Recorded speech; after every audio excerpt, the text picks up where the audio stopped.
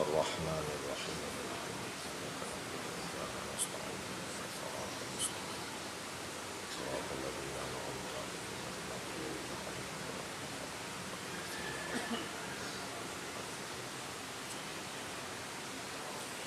اعوذ باللہ من الشیطان الرجیم بسم اللہ الرحمن الرحیم الحمد للہ الذی لا یبلغ مدحتہ القائلون ولا یحصی نعماءہ العادون ولا یعدی حقہ المجتہدون الذی لیس لصفتہ حد محدود ولا نعت موجود ولا وقت معدود ولا اجل ممدود فطر الخلائق بقدرته ونشر الرياح برحمته الصلاة والسلام على الرسول المسدد المصطفى العمجد المحمود الأحمد سیدنا و مولانا و مولا الکونین جد الحسن والحسین عانی ابو القاسم محمد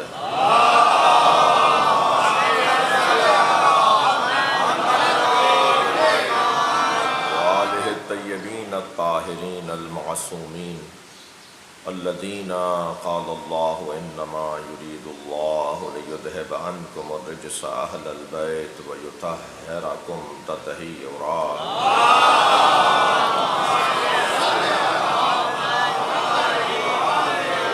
ولعنۃ اللہ علی اعدائہم اجمعین من یوم عداوتہم الی قیام یوم الدین اما بعد قال الحکیم فی قرآن الکریم بسم اللہ الرحمن الرحیم والعصر ان الانسان لفی خسر الا الذین آمنوا وعملوا الصالحات وتواصوا بالحق وتواصوا بالصبر صلی اللہ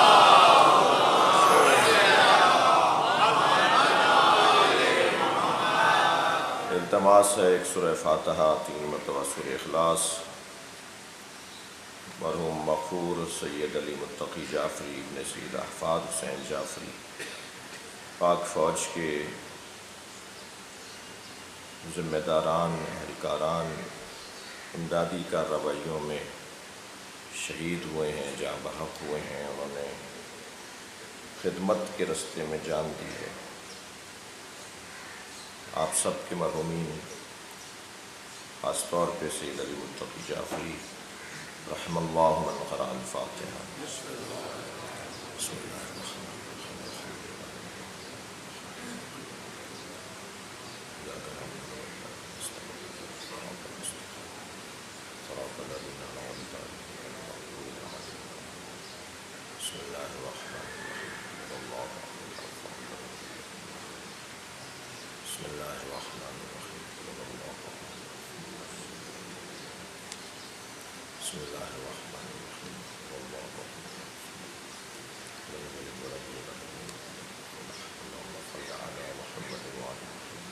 حاجات کی برابری مریضوں کی شفا یابی اس وقت جو مجلس میں تشریف فرمائے ہیں آپ ان سب کی حاجات شریعہ کی برابری کے لیے عابدہ قمر جعفری بیمار ہیں تبسم نگہت زیدی صاحبہ مریض ہیں ڈاکٹر وسیم زیدی آپ کے ذہنوں میں جو عزیز اقارب متعلقین میں بیمار ہیں ان سب کی شفا یابی کے لیے بلند تر صلوات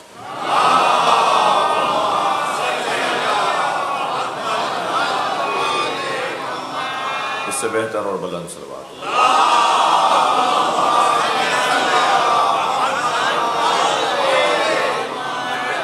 سورہ مبارکہ والعصر ابتدائی بیان اللہ قسم کھا رہا ہے ایک زمانے کی جو 63 برس کا زمانہ ہے اور ایک لمحے کی جو عصر عاشوراء ہے اس سے مراد عصر عاشوراء ہے اور اس سے مراد عصر مصطفیٰ ہے دونوں ائمہ اہل بیت کی روایات کی روشنی میں مراد لیے گئے ہیں والعصر قسم ہے عصر مصطفیٰ کی انسان خسارے میں ہے۔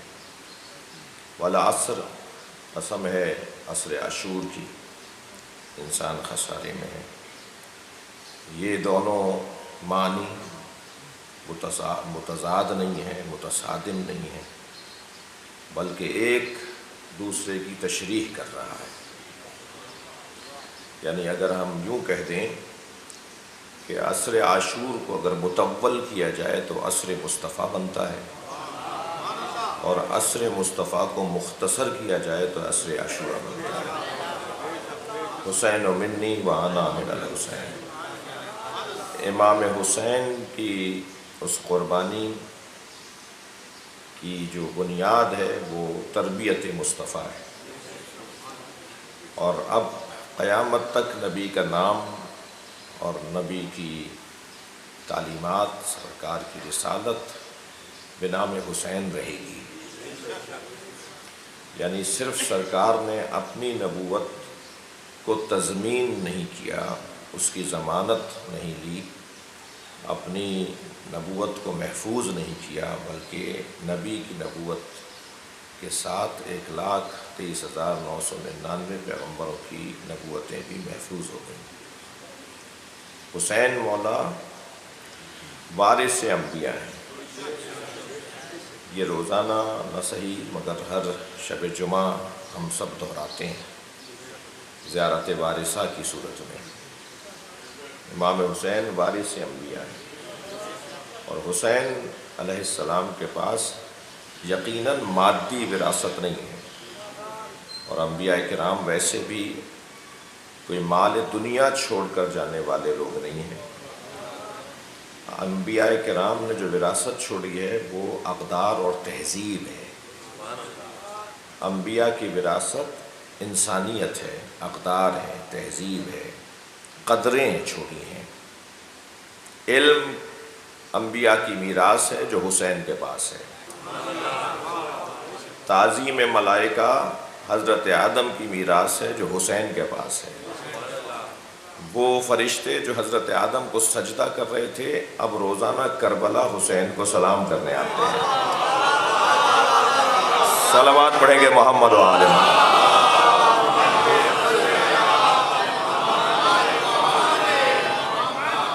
یہ مضمون بہت ہی لطیف ہے، اور زیارت وارثہ کی شرح اور زیارت وارثہ کی تشریح اگر کی جائے گی تو یہ ساری بحثیں اس میں آئیں گی۔ حضرت آدم کے پاس علم کی میراث، مسجد ملائکہ ہونے کی میراث، افضل اور اعلیٰ ہونے کی میراث، اور آدم علیہ السلام کے وارث کو حسین کہتے ہیں۔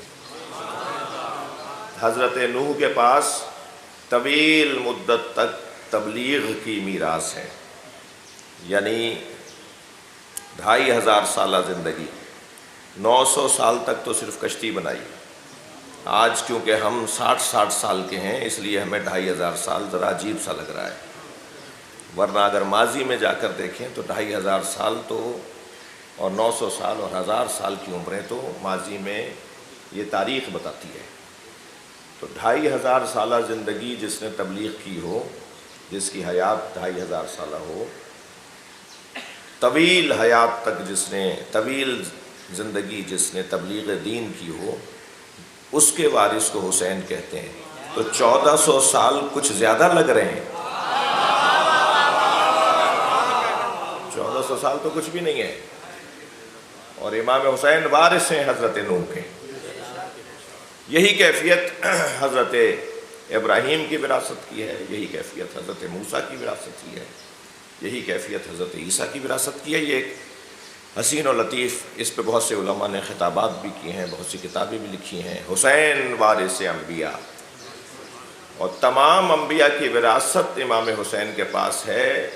اس کا دم اور وزن ایک طرف، اور اکیلے مصطفیٰ سرکار کی میراث حسین کے پاس ہے،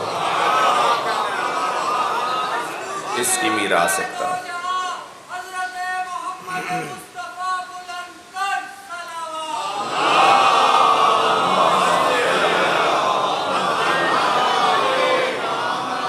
عزیزان گرامی، ہماری گفتگو عصر مصطفیٰ یا عصر عاشور اس پہ کچھ بات سال گزشتہ رہی، کچھ بات ضمناً اس سال بھی ہوئی اور ہوتی رہے گی۔ جو اس سال کا خاص ذہن میں مضمون ہے وہ ہے انسان،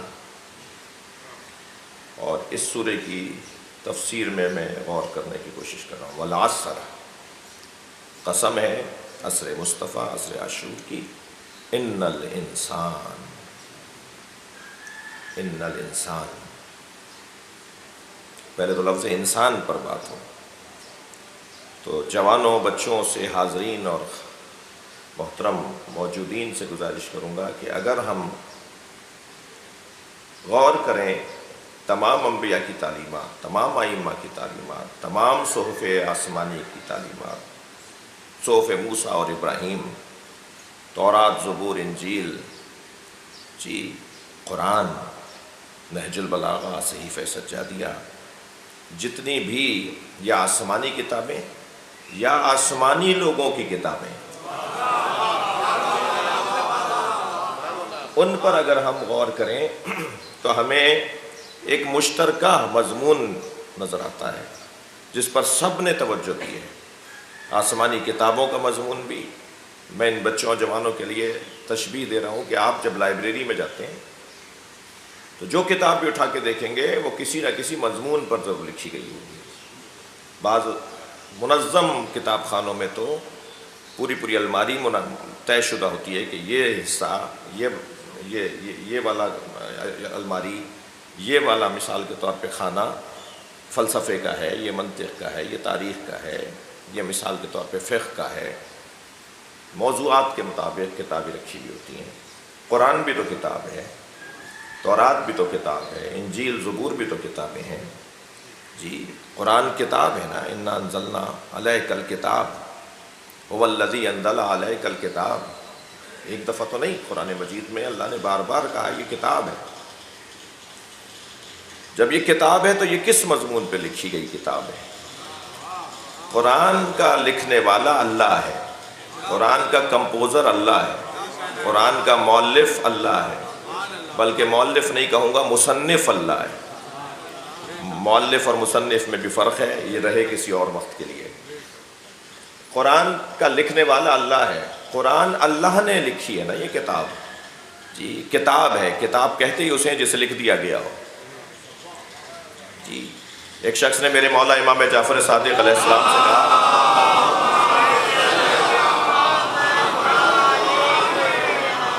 یا ابن رسول اللہ، امی کا کیا مطلب ہے؟ جو سرکار کے لیے قرآن میں لفظ آیا ہے امی، یہ نبی امی ہے، اس کا کیا مطلب ہے؟ میرے معصوم امام نے فرمایا لوگ کیا سوچتے ہیں، لوگوں کے ذہنوں میں کیا ہے؟ فرمایا یا ابن رسول اللہ، لوگ یہ سوچتے ہیں کہ نبی کو لکھنا نہیں آتا تھا۔ تو حضرت نے فرمایا جو میرے جد کے لیے ایسا سوچتا ہے اس پہ وائے ہو۔ کیا انہوں نے قرآن کی آیت نہیں پڑھی؟ هو الذی بعث فی الامیین رسولا منہم یتلو علیہم آیاتہ ویزکیہم ویعلمہم الکتاب والحکمہ۔ وہ اللہ جس نے مبعوث کیا اپنے رسول کو امیوں میں، جس کا پہلا کام یہ ہے کہ یتلو علیہم آیاتہ، جو اللہ کی آیات کو تلاوت کرتا ہے، دوسرا کام ہے یزکیہم، تیسرا کام ہے یعلمہم الکتاب والحکمہ۔ معصوم نے تعجب وائے ہوں لوگوں پہ جو یہ سوچتے ہیں کہ میرے جد کو لکھنا نہیں آتا تھا۔ قرآن تو کہہ رہا ہے وہ لکھنا سکھانے آئے تھے۔ صلوات پڑھیں محمد و آل محمد۔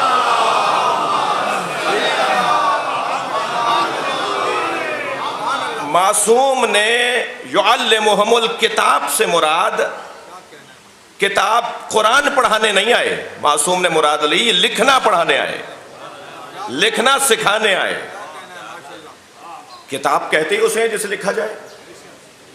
کتابت کا لفظ میرے بچوں نے نہیں سنا کیا؟ صلوات پڑھیں محمد و آل محمد۔ یہاں کتاب سے مراد کتاب پڑھانے نہیں آئے، لکھنا سکھانے آئے۔ یہ معصوم کا قول سنایا ہے میں نے آپ۔ وہ اور بات ہے کسی کے لیے نیا ہو تو وہ خود اس پہ غور کرے. صلوات پڑھ لیں ذرا محمد.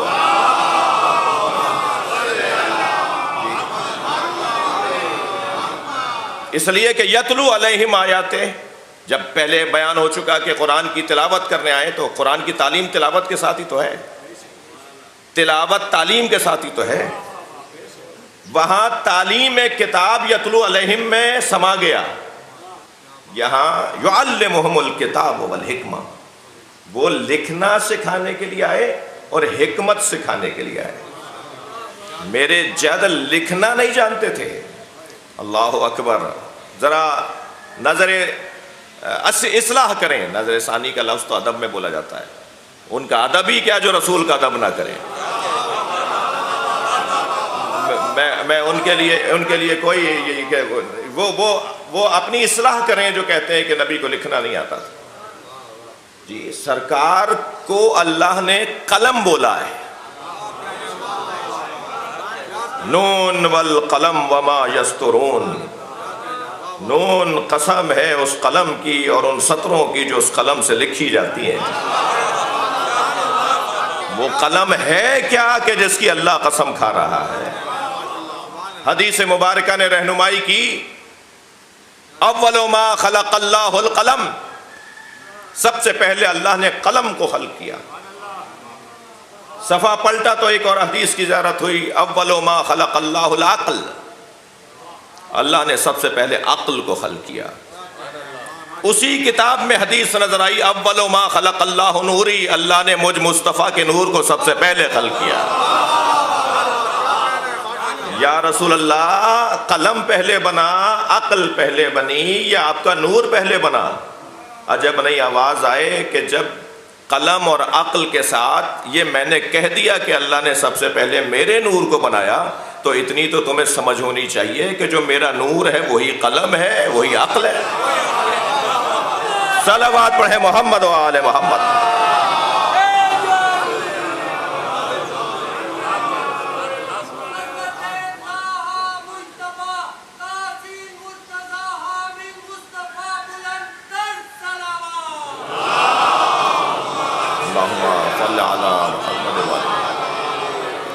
ممنون ہوں آپ کے توجہ کا. اللہ نے سب سے پہلے قلم کو خلق کیا، اور قلم یعنی نور مصطفیٰ، عقل یعنی سرکار کی ذات.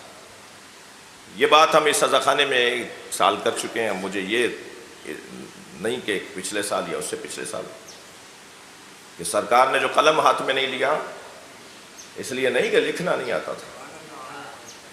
جی میں ایک اور جملہ، ایک قاعدہ ان جوانوں اور بچوں کو دوں. ہم تاریخ سے عقائد نہیں سمجھیں گے، عقائد سے تاریخ کو پرکھیں گے. مجھے مت کہنا بعد میں کہ فلاں تاریخ میں لکھا ہوا ہے کہ سرکار نے فرمایا بتاؤ کہاں کیا لکھا ہے، میں اسے کاٹ دوں.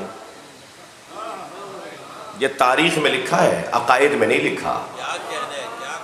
ہم عقائد کی روشنی میں تاریخ کی سند کو دیکھتے ہیں، ہم تاریخ کی روشنی میں عقائد کو نہیں پرکھتے. تاریخ پر بحث ہو جائے گی، اس کے استناد پر، اس کے صحیح اور غلط ہونے پر، مگر عقائد کے پیچھے قرآن ہے اور حدیث ہے. تو یہ قاعدہ بنا کر جائیں اپنے ذہن کے اندر کہ تاریخ کا حوالہ جب عقائد کی بات ہو تو نہ دیں. عقائد اور تاریخ ٹکرا رہی ہو تو عقائد کی حاکمیت ہوگی. ہاں ساتھ ساتھ چل رہے ہوں، دونوں ایک دوسرے سے ہم آہنگ ہوں تو کیا ہی کہنا ہے. لیکن اولویت اور ترجیح عقائد کو حاصل ہے، جس کے پیچھے آیت ہوتی ہے، جس کے ساتھ روایت ہوتی ہے، جس کے ساتھ حدیث ہوتی ہے. سرکار نے قلم جو ہاتھ میں نہیں لیا، وہ اس وجہ سے سرکار نے کبھی قلم کو ہاتھ نہیں لگایا، اس لیے کہ اگر کبھی توجہ کبھی کسی نے ایک مرتبہ بھی لکھتے ہوئے دیکھ لیا ہوتا تو بولتا یہ قرآن انہوں نے لکھا ہے. صلوات پڑھیں محمد و آل محمد پر.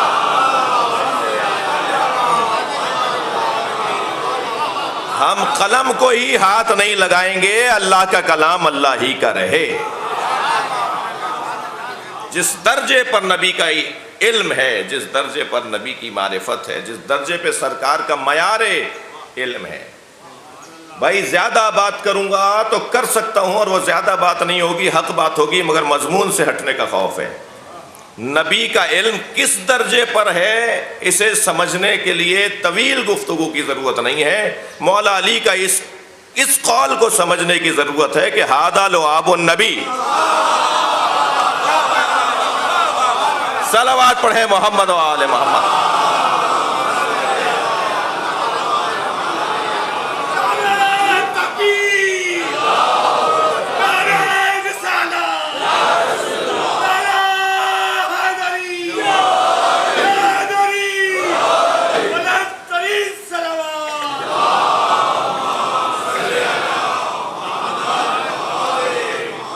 جب پر سرکار سے 27 مشکل، مولا علی سے 27 مشکل سوالات پوچھنے کے لیے آئے، سب باقاعدہ مشورہ کر کے سوال بنا کر لائے کہ علی کسی سوال پر آ کر کہیں گے کہ اس کا جواب نہیں آتا۔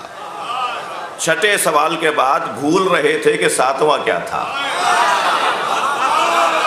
جی میرے مولا نے فرمایا میں بتاؤں کہ ساتواں سوال کیا ہے، پھر آٹھواں کیا ہے، پھر تم نے نواں کیا سوچا ہے۔ اور علی سوال بتاتے جا رہے تھے اور جواب عطا کرتے جا رہے تھے۔ تو پھر ان میں سے ایک نے کہا آپ کا علم نبی کے علم کے برابر ہے، یہ کیفیت تو نبی کی ہے۔ تو مولا نے فرمایا ھذا لعاب النبی، میں نے نبی سے لعاب دہن لیا کہ یہ علم مجھے ملا ہے۔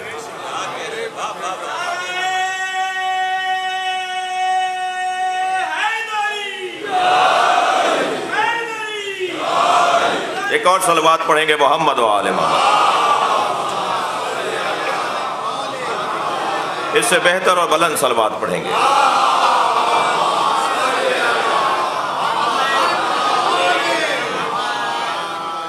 بھائی آپ کی ذوق سماعت دیکھ کے مجھے علامہ اظہر حسن زیدی کا ایک جملہ یاد آ رہا ہے۔ جب خانہ کعبہ میں مولا علی کو مولا نبی نے آغوش میں لیا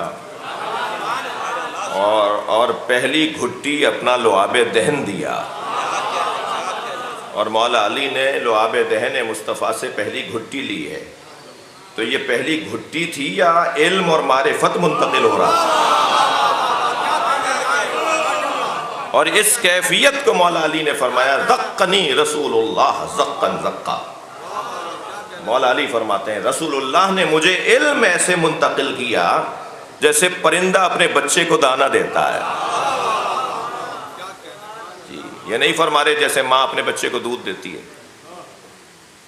تعبیر تو دیکھیے، یہ نہیں فرما رہے جیسے ماں اپنے بچے کو دودھ پلاتی ہے، فرما رہے ہیں ایسے مجھے رسول اللہ نے علم دیا جیسے پرندہ اپنے بچے کو دانہ دیتا ہے۔ اس لیے کہ ماں اپنے بچے کو جو دودھ پلاتی ہے وہ دودھ پی کے دودھ نہیں پلاتی، 85 چیزیں کھا کر دودھ پلاتی ہے۔ اس نے خود کچھ اور لیا ہوتا ہے، دے کچھ اور رہی ہوتی ہے،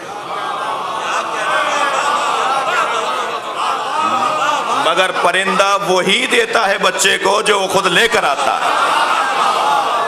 صلوات پڑھیں محمد و آل محمد۔ سبحان اللہ۔ زقنی زقنی رسول اللہ۔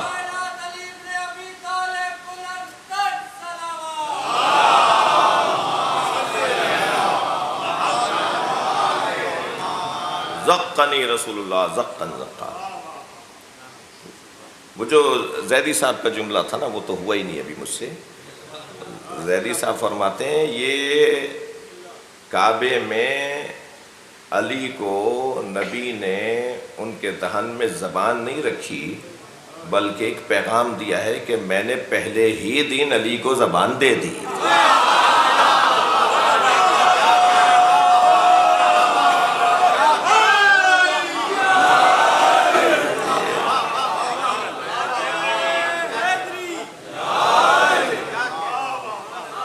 لہذا نبی مکرم کا علم یہ ایک حسین بحث، علم نبوت، علم نبی، عصر مصطفیٰ یا عصر عاشور۔ میں بار بار اس احساس کے ساتھ کہ مجھے مضمون پر بات کرنی ہے، والعصر، قسم ہے زمانے کی، قسم ہے عصر عاشور کی، ان الانسان، یہ انسان کیا ہے؟ آج انسان کی تعریف کریں گے۔ انسان کی تعریف کیا ہے؟ آپ کی تعریف ہے، میری تعریف ہے، اس مائک کی تعریف ہے، اس کیمرے کی تعریف ہے، اس اذاخانے کی تعریف ہے، تعریف کی بھی تعریف ہے، منطق میں تعریف کی بھی تعریف ہے۔ الانسان ما ہوا، انسان کون ہے، کیا ہے انسان؟ نبی مکرم کو بھی انسان، مولا علی کو بھی انسان، آپ کو مجھے بھی انسان۔ تو یہ قرآن مجید میں یہ کیسے سمجھیں گے؟ یہ کیا مطلب ہے اس کا؟ تو پہلے تو قرآن مجید کی 2 آیتوں کا میں سہارا لوں گا جو انسان کی خود تعریف کرتے ہوئے نظر آ رہی ہیں آیتیں۔ ارشاد ہو رہا ہے وَإِذْ قَالَ رَبُّكَ لِلْمَلَائِكَةِ إِنِّي جَاعِلٌ فِي الْأَرْضِ خلیفہ۔ یاد کرو کہ جب تمہارے رب نے ملائکہ سے کہا کہ میں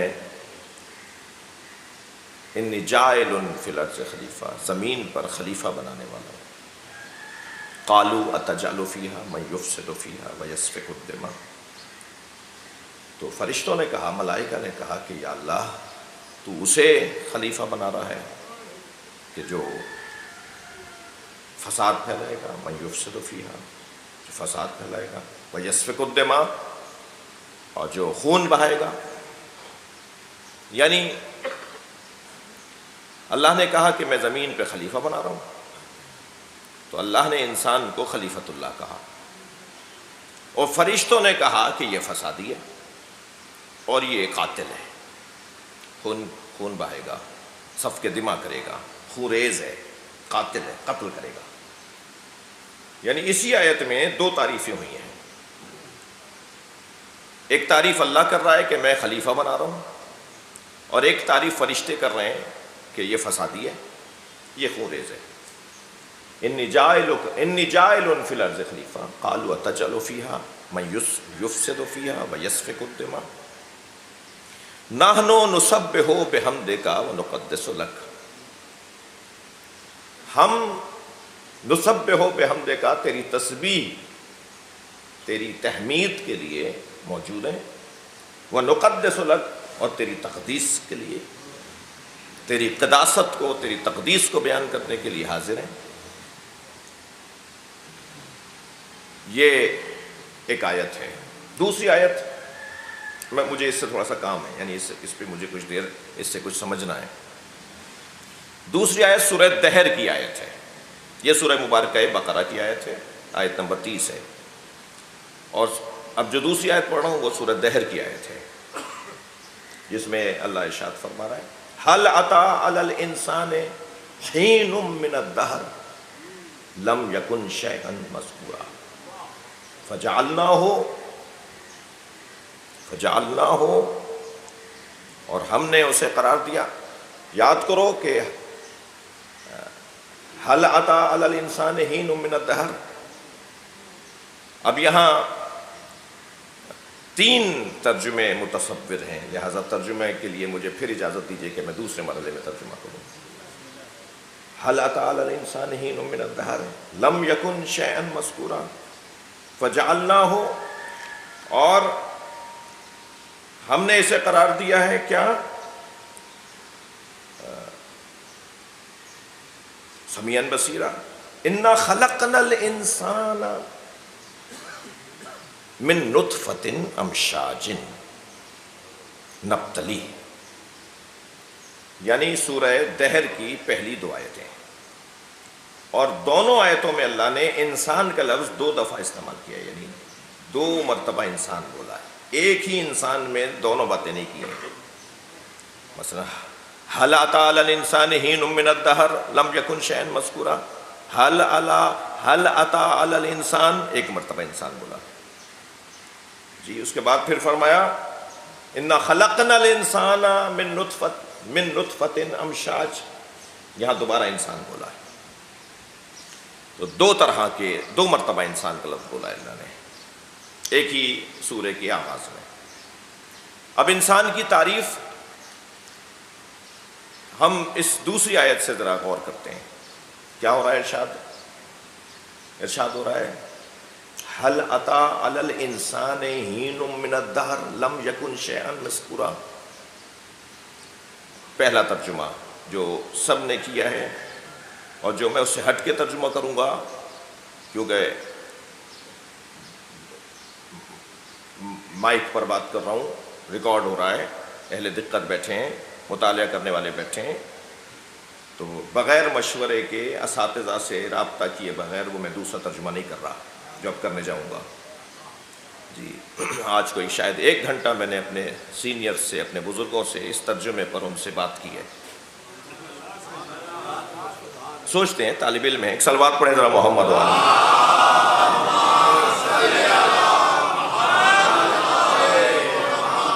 جو ترجمہ سب نے کیا ہے, اچھا پہلے تو میں اور ضمانت لے لوں, اپنی ضمانت قبل از گرفتاری لے لوں جی. وہ یہ کہ یہ ضروری نہیں ہے کہ جو ترجمے لکھے ہوئے ہیں وہ ترجمے آخری ہیں, ان سے پہلے ترجمے یہی تھے, ان کے بعد ترجمے یہی رہیں گے. اگر آپ میں سے کسی کو یقین نہیں آئے تو پرانے ترجموں کے نسخے بھی دیکھ لیجئے اور آج کے ترجمے کے نسخے بھی دیکھ لیجئے اور پھر یقین کر لیجئے کہ آئندہ بھی کچھ اور ہوگا. جیسے جیسے انسان کی تعلیم بڑھے گی, علمی گتھیاں سلجھیں گی, نئے پہلو سامنے آئیں گے, ایسے ایسے ترجمہ بھی تبدیل ہو سکتا ہے. مثال دے دیتا ہوں, کتنی مشہور حدیث ہے جو سب ایک ہی ترجمہ کرتے ہیں, ترجمہ ٹھیک نہیں ہے, یا دقت نہیں ہے, یا جلدی میں کیا گیا ہے, یا اور اچھا ہو سکتا ہے. ان الحسن والحسین سیدا شباب اہل الجنہ. اکثریت نے یہی ترجمہ نہیں کیا کہ حسن حسین جوانان جنت کے سردار ہیں. ترجمہ اچھا نہیں ہے. یہ کب اتنی چھوٹی سی حدیث, مولا مجھے معاف کریں, یعنی اتنے مختصر سا کلمہ, اس کا ترجمہ بھی دقت سے نہیں ہے. سب نے کیا ہے, بڑے بڑے بینر لگے ہوئے ہیں شہر بھر میں, ملک بھر میں. ان الحسن والحسین سیدا شباب اہل الجنہ. حسن حسین جوانان جنت کے سردار ہیں. یہ کب فرما رہے ہیں سرکار حسن حسین جوانان جنت کے سردار ہیں؟ سامنے کی عربی ہے ان الحسن والحسین سیدا شباب اہل الجنہ. حسن حسین جوانان اہل جنت کے سردار ہیں. کوئی نہیں لکھتا ترجمے میں نے تو نہیں دیکھا, ہزاروں ترجمے دیکھے ہیں, کوئی نہیں لکھتا کہ حسن حسین جوانان اہل جنت کے سردار ہیں. سبھی لکھتے ہیں حسن حسین جوانان جنت کے سردار ہیں. اس کا مطلب مر جاؤ جنت میں چلے جاؤ تو 2 سردار ملیں گے, یعنی مردوں کے سردار ہیں. اور اگر ترجمہ عربی کے مطابق کریں گے حسن حسین جوانان اہل جنت کے سردار ہیں, تو اہل جنت ہونے کے لیے مرنا ضروری نہیں ہے.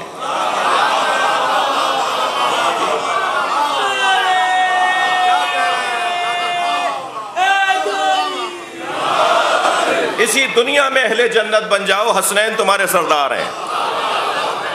اور جس دنیا میں حسنین سردار ہوں وہ دنیا کہاں ہے؟ وہی تو جنت ہے. صلوات پڑھیں محمد و آل محمد.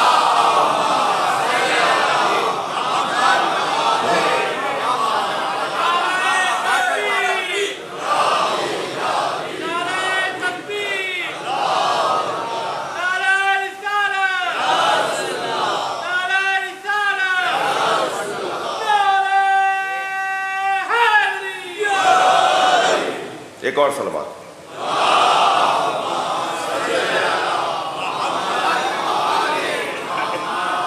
تو ایسا ہو سکتا ہے نا, یعنی اس سے زیادہ اور روشن مثال کیا ہوگی کہ ترجمہ اور بہتر ہونا چاہیے, ترجمہ اور اچھا ہونا چاہیے. اب اس آیہ کریمہ کا جو سورہ دہر میں انسان کی تعریف اللہ کر رہا ہے,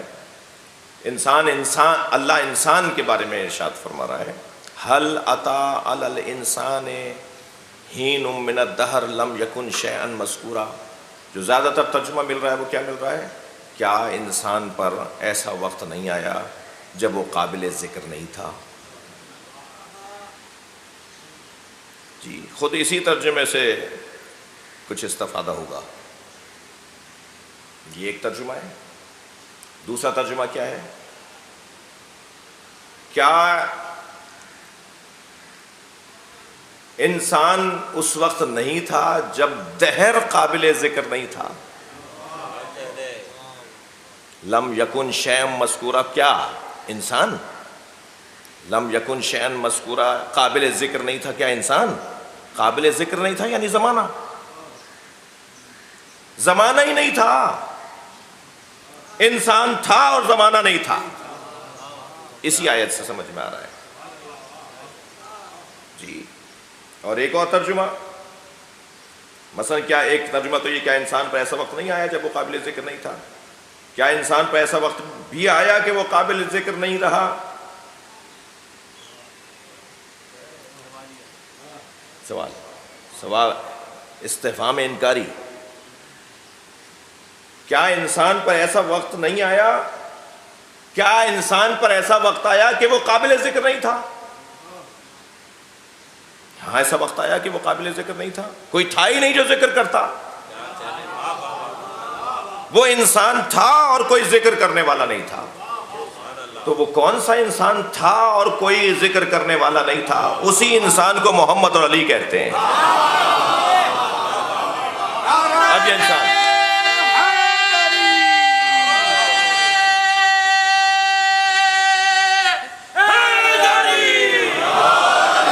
اب انسان کے بارے میں یہی آیت انسان کے بارے میں، اسی آیت سے ہم 3 مختلف استفادے کر سکتے ہیں. 3 مختلف سوچ ہمارے ذہن میں آ سکتی ہیں. تو بہرحال اللہ نے خود انسان کو مختلف ناموں سے یاد کیا ہے. کبھی بنی آدم کہا ہے، کبھی بشر کہا ہے، کبھی انسان کہا ہے، کبھی خلیفۃ اللہ کہا ہے. یہ سارے نام اللہ نے لیے ہیں. یا بنی آدم ان لا تعبدوا الشیطان. اچھا آپ تسلی دیجئے، الجھ تو نہیں رہے مجھ سے آپ؟ یہ کیا صبح صبح بحث لے کے بیٹھ گئے؟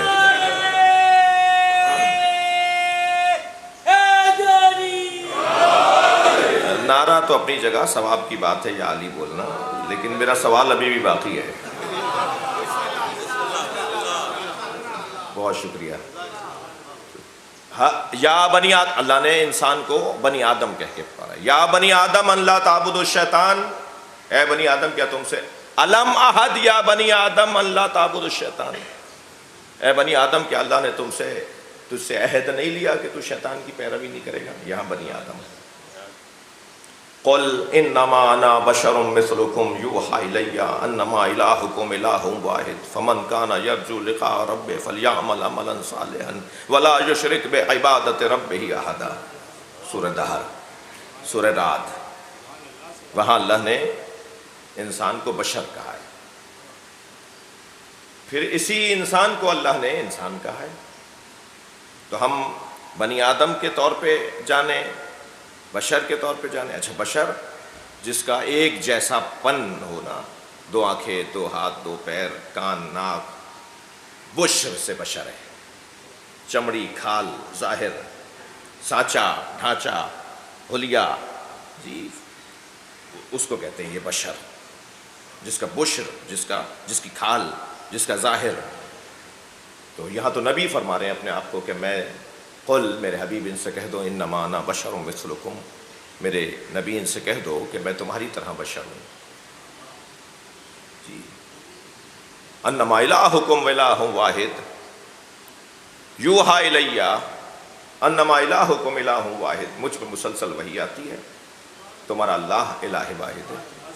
فمن کان یرجو لقاء ربہ، جو اللہ سے ملنے کا مشتاق ہے، فلیعمل عملا صالحا ولا یشرک بعبادۃ ربہ احدا. وہ عمل صالح انجام دے اور اللہ کے ساتھ کسی کو شریک قرار نہ دے. میرے حبیب تم کہہ دو کہ میں تمہاری طرح بشر ہوں. جی یہاں خود نبی کہہ رہے ہیں کہ میں تمہاری طرح بشر ہوں. مگر بڑی حسین اور لطیف بحث ہے کہ اللہ کہلوا رہا ہے. حساس موضوع تھا. اللہ کہلوا رہا ہے کہ تم کہہ دو. اللہ نہیں کہہ رہا کہ میرا نبی تمہاری طرح ہے. اللہ تو اپنے نبی کو کسی جیسا نہیں مانتا، یعنی جو اللہ اپنے نبی کو نبیوں جیسا نہ مانتا ہو وہ ہم جیسا بولے گا؟ کیف اذا جئنا من کل امت بشہید وجئنا بک علی ہؤلاء شہیدا، اے میرے حبیب ہر امت کے لیے ہم نے گواہ بنایا ہے اور آپ کو ان سارے گواہوں پہ گواہ بنایا ہے، تو ہر امت کے لیے نبی کو گواہ بنایا اور نبیوں پر گواہ نبی کو بنایا، تو اللہ تو نبیوں جیسا اپنے نبی کو نہیں کہہ رہا۔ پھر یہاں یہ کیا کہہ رہا ہے کہ قل کہہ دو میں تمہاری طرح بشر ہوں، تو جب وہ خود بات کرتا ہے نبی سے تو پھر نہیں مانتا سب کے برابر نبی کو، بلکہ اگر اللہ کے لب و لہجے میں بات کی جائے، اللہ کا لب و لہجہ بیان کیا جائے، تو اللہ تو نبی کو اپنے جیسا کہنے والے کو انسان نہیں مانتا۔ آپ ذرا غور تو کریں قرآن مجید کے اندر نبی اور اللہ کے رشتے کے اوپر، یا آدم، یا نوح، یا ابراہیم، یا موسیٰ، یا یحییٰ، یا عیسیٰ، سب کو یا کہہ کے مخاطب کیا ہے، مگر نبی کا کبھی نام نہیں لیا اللہ نے یا محمد۔ میں قرآن کا طالب علم ہوں، آپ بھی قرآن پڑھتے ہیں، مجھے کوئی ایک آیت ڈھونڈ کے بتائیے جو یا محمد قرآن میں آیا ہو۔ محمد آیا ہے، وہ اگر ہم سے بات کرتے ہوئے آیا ہے، محمد رسول اللہ والذین معہ اشداء علی الکفار ورحماء بینہم، ہم سے بول رہا ہے، وہ میرا محمد رسول اللہ ہے، اور اس کے ساتھ جو ہیں وہ آپس میں رؤوف اور مہربان ہیں اور کافروں پہ شدید ہیں۔ وما محمد ابا احد من رجالکم، میرا محمد تم میں سے کسی کا باپ نہیں ہے، ہم سے بات کر رہا ہے، لیکن کہیں قرآن میں نہیں ہے یا محمد، یا موسیٰ ہے یا یحییٰ ہے، اور اگر ہے نبی کے بارے میں اللہ کا کوئی لب و لہجہ تو ہے طٰہٰ، یاسین، مزمل، مدثر، پیار بھرے لہجے میں، محبت بھرے لہجے میں، القاب کے ساتھ اللہ بات کر رہا ہے، ڈائریکٹ نام لے کر نبی سے بات نہیں کر رہا۔ تو پھر یہ اللہ کیا کہہ رہا ہے؟ اللہ کہہ رہا ہے تم کہہ دو میں تمہاری طرح بشر ہوں۔ قرآن فہمی ذہن بڑھاتی ہے، ذہانت بڑھتی ہے قرآن پڑھنے والوں کی۔ ذرا صلوات پڑھ لیں محمد و آل محمد۔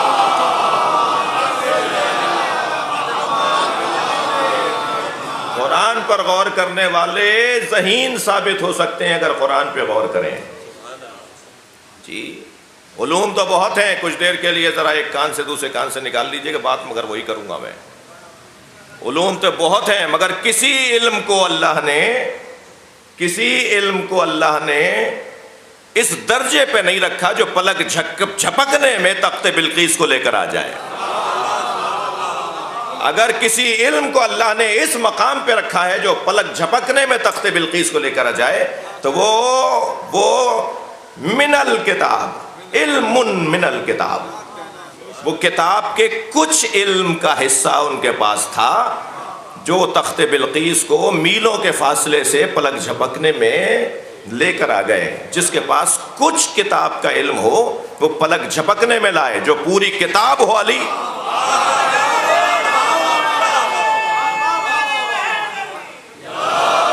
لہذا اس کتاب پر غور کرنے والے اس خط میں، لائن میں تو اسی میں ہے نا، جس کی سرداری علی کر رہے ہیں، جس کے سردار کو حسین کہتے ہیں، یہ جیسے ابھی میں نے آپ کے سامنے ایک روایت مولا صادق کی سنائی، میں نے آپ کے سامنے، بلکہ ہم سب اس روایت کی خدمت میں گئے کہ مولا نے فرمایا کہ یہ جو لکھنا نہیں آتا تھا سرکار کو، یہ توہین ہے نبی کی۔ وائے ہو ان لوگوں پہ جو یہ کہتے ہیں لکھنا نہیں آتا تھا، وہ تو لکھنا سکھانے آئے تھے۔ تو قرآن، مجھے اجازت دیجئے کہ اس بحث کو کل مکمل کروں، وقت تنگ ہو رہا ہے، مگر اتنا کہتا ہوا گزروں گا کہ انسان انتہائی مشکل مخلوق ہے۔ ان الانسان لفی خسر، انتہائی مشکل مخلوق جس کو روزانہ نئی شناخت کی ضرورت ہے، جس کو روزانہ نئے زاویے کی ضرورت ہے۔ کل کا انسان آج کا نہیں ہے، اور آج کا انسان کل کا نہیں رہے گا۔ جو روزانہ رنگ بدلتا ہو، اس کو پہچاننا اسی کا کام ہے جس نے اسے بنایا ہے۔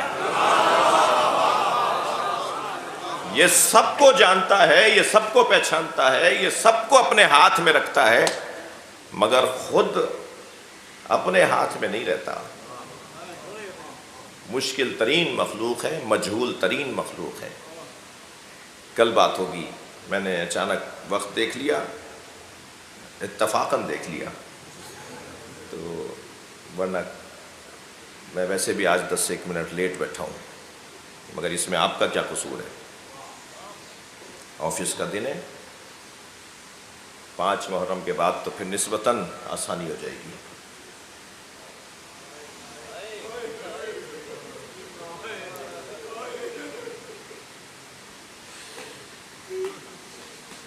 انسانوں کی انجمن ہے جسے کربلا کہا جاتا ہے، اور انسان بھی کون؟ انسان اکمل، انسان نہیں بلکہ انسان بنانے والے لوگ، اور ایسے اکمل انسانوں کی سرزمین ہے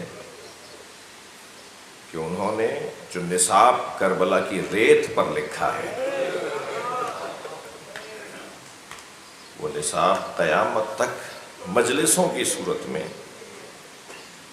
بہتر انسان بنانے کا ذریعہ ہے۔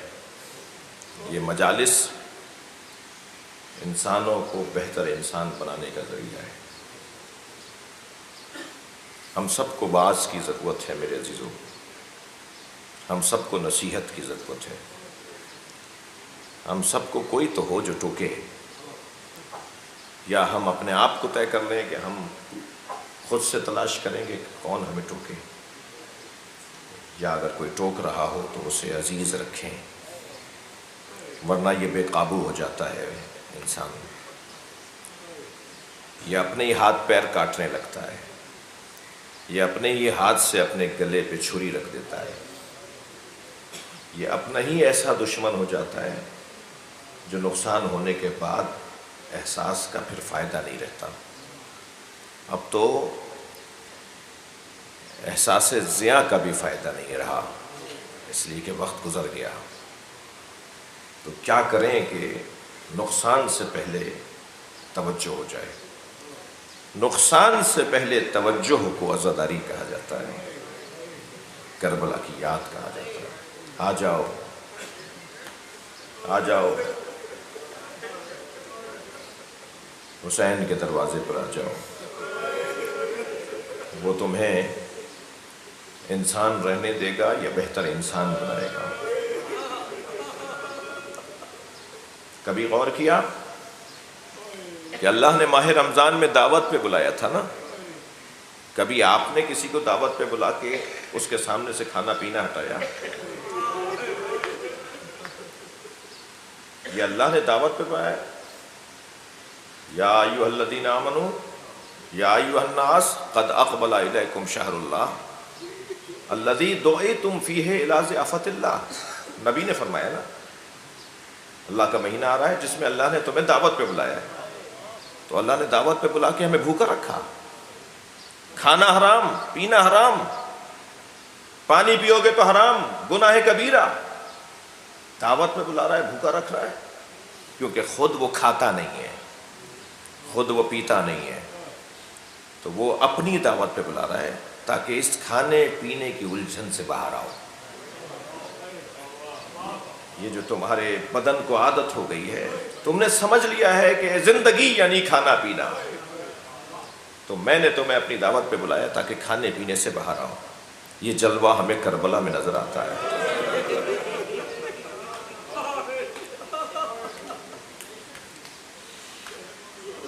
دیکھیں، اسلام کا ایک ظاہری جلوہ ہے اور اسلام کا ایک حقیقی پہلو ہے۔ اس ظاہری جلوے کا تقاضا تھا کہ پانی کے حصول کے لیے کوشش کی جاتی، پانی کے حصول کی کوشش کی جاتی، یہ اسلام کا ظاہری جلوہ ہے۔ اگر ایسا نہ کیا جاتا تو جو ظاہر داری پر مصروف ہیں، جو ظاہر بین ہیں، جو اسلام کو صرف ظاہر دیکھتے ہیں اس کا، وہ کہتے یہ کیا کیا، یہ کیوں کیا، رنگ ہی بدلا ہوا ہوتا۔ مگر حسین پانی کو نہیں ترسے۔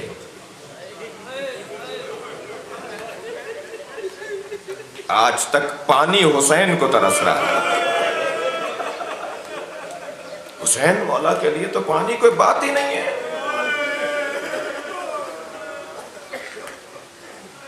ایک روایت میں نے ایک بزرگ سے، ایک اللہ کے مقرب، ایک متقی عالم سے سنی، اور آیت اللہ سیستانی سے جب کسی نے پوچھا کہ مصائب کے بیان میں بعض اوقات ایسا ہوتا ہے کہ روایت صحیح ہے یا نہیں، مستند ہے، یہ کیا ہے، ہم کون سے مصائب پڑھیں اور کون سے نہیں پڑھیں، بعض اوقات لگتا ہے کہ ان کی سند نہیں ہے، یہ معتبر نہیں ہے، تو انہوں نے ایک قاعدہ دیا ہے، 4-5 قاعدے دیے ہیں کہ ان قاعدوں کے مطابق مصائب پڑھا کرو۔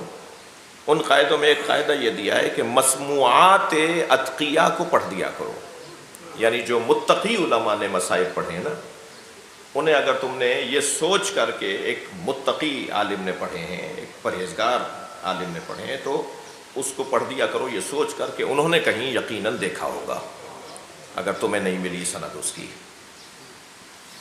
مجھے کچھ اس کی سند نہیں ملی، اس سال میں اس کی تلاش میں رہا، کئی جگہ رابطے کیے، کچھ کتابوں کا بھی پوچھا مگر مجھے نہیں ملی، لیکن میں نے ایک متقی عالم دین سے یہ مصائب کے جملے سنے کہ جب امام حسین نے اپنے گھوڑے سے اپنی پیاس کا اظہار کیا نا، مکالمہ کیا، بات کی اس سے، تو گھوڑے کو ایک جلال کی سی کیفیت ہوئی،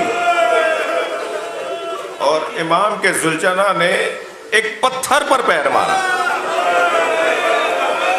اجرکم اللہ، تو پتھر ٹوٹا اور اس سے چشمہ ابلا۔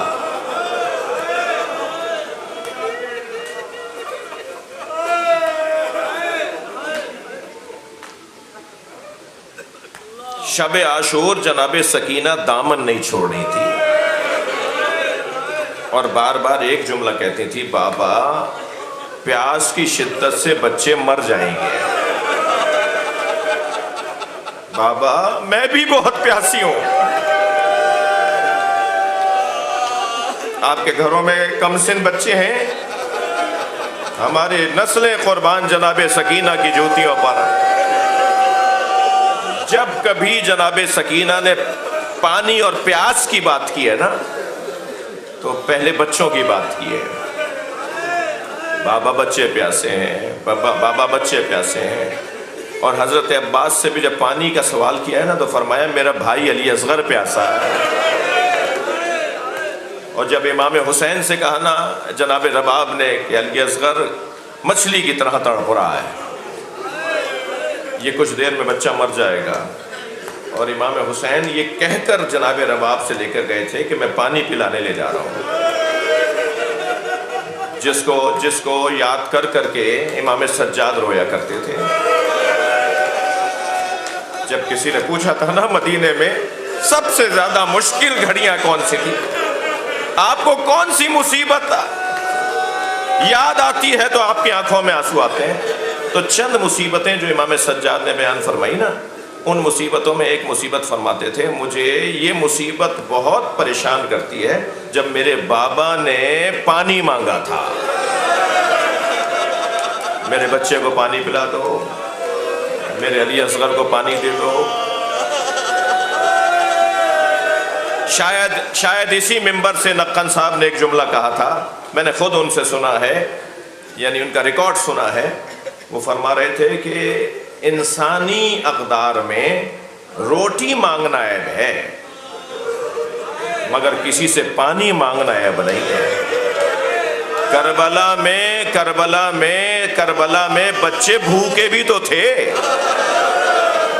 مگر قربان جائیں جناب سکینہ پر، کربلائی بچوں پر کہیں نہیں ملتا کہ بچوں نے آواز لگائی ہو الجو الجو، ہمیں بھوک لگ رہی ہے، ہمیں بھوک لگ رہی ہے، کسی بچے نے یہ آواز نہیں لگائی، ہاں مگر کہا العطش،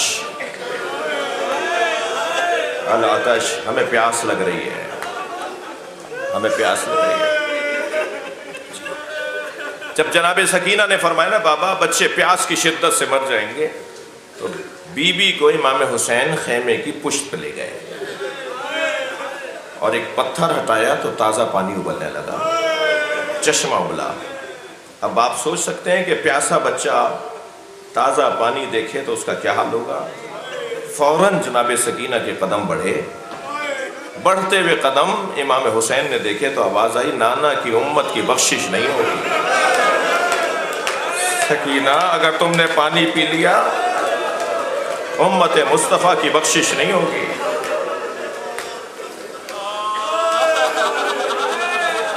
اس جملے کا ایک مطلب تو یہ ہے کہ امام حسین نے اپنا خون دے دیا اور لکھوا دیا کہ اب قیامت تک جو گناہ کرے امت مصطفیٰ حسین معاف کروائے گا، یہ مطلب نہیں ہے۔ مطلب یہ ہے جسے مجلس عزا کہا جاتا ہے،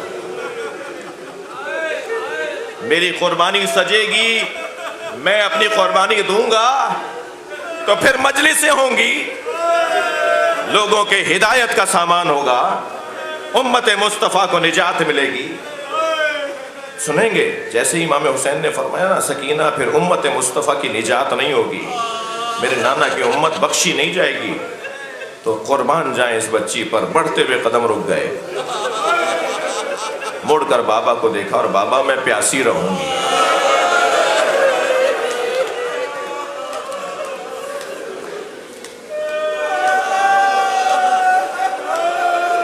امام حسین کربلا کے میدان میں بہت سے لوگوں کو قتل کرتے کرتے چھوڑ دیتے تھے۔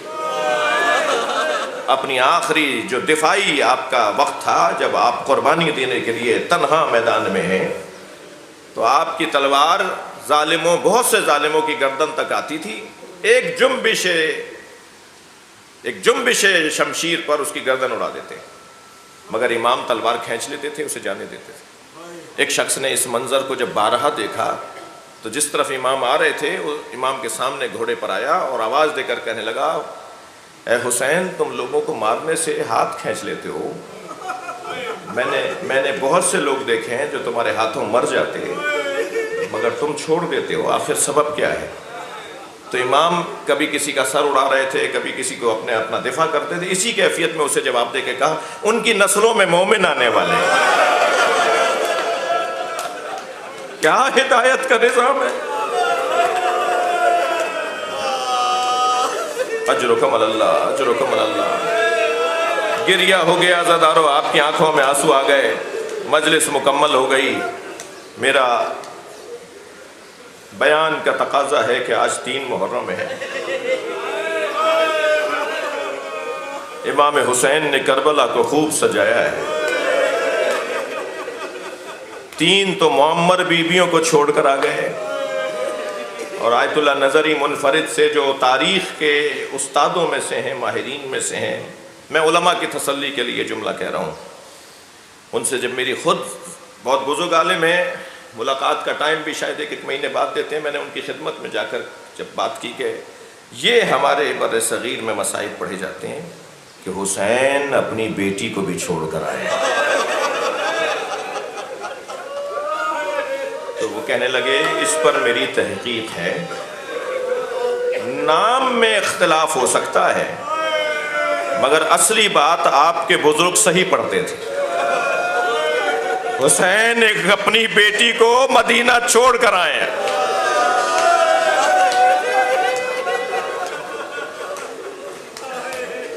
اب آپ اس تصور میں جائیے، حسین مولا کی ساری بیٹیاں تو کربلا میں ہیں، جس بیٹی کو مدینہ چھوڑ آئے اس کا کیا حال ہوگا؟ اور جب قافلہ مدینے سے جا رہا ہوگا تو وہ کیا کر رہی ہوگی؟ بزرگ علماء نے ان جملوں کو پڑھا ہے کہ جب بیویاں محملوں پر بیٹھ رہی تھیں تو جناب فاطمہ صغرا علی اصغر کو گود میں لیے ہوئے تھیں کہ جب اماں رباب مانگیں گی کہ اب مجھے دے دو تو میں اپنے بھائی کو ماں کی گود میں دے دوں گی۔ اور جب سب اپنی اپنی محملوں میں بیٹھ گئے اور جناب رباب نے مانگا صغرا اب مجھے علی اصغر دے دو، تو بچہ ماں کی گود میں نہیں جاتا، بھائی جو رونے آئے ہیں اپنی آوازوں کو آزاد کریں گے. میں 2 جملے بس کہوں گا. بہت مانگا جناب رباب نے مگر علی اصغر ماں کی گود میں نہیں آتا. آگے بڑھ کر جناب زینب نے مانگا. یہ بچہ پھوپھی کی گود میں نہیں آ رہا. مسئلہ اتنا سنجیدہ ہوا کہ امام حسین تک خبر گئی کہ بچہ بہن کی گود چھوڑ نہیں رہا. امام کو اپنی سواری سے اترنا ہوا اور آئے علی اصغر کے آگے اپنے ہاتھ پھیلائے اور کان میں ایک جملہ کہا. بچے نے ایک لمحے میں بہن کی گود چھوڑ دی. امام حسین نے اپنے بچے کو گلے سے لگایا, جناب رباب کی گود میں دیا. مجلس مکمل کر رہا ہوں. کیا کہا حسین نے؟ جو علی اصغر نے بہن کی گود چھوڑ دی, آہستہ سے بڑھ کر کہا, علی اصغر تمہارے بغیر تو میری قربانی بھی قبول نہیں. چلو کربلا چلیں, میری قربانی کو تم سے 4 چاند لگیں گے. الا لعنت اللہ علی قوم الظالمین فسيعلم الذين ظلموا أي منقلب ينقلبون. یا اللہ ان آوازوں پر رحمت نازل فرما, رونے والوں کی توفیقات میں اضافہ فرما, ہماری عاقبت بخیر فرما, امام زمانہ کے ظہور میں تاجیل فرما. اللہم صل علی محمد وعلی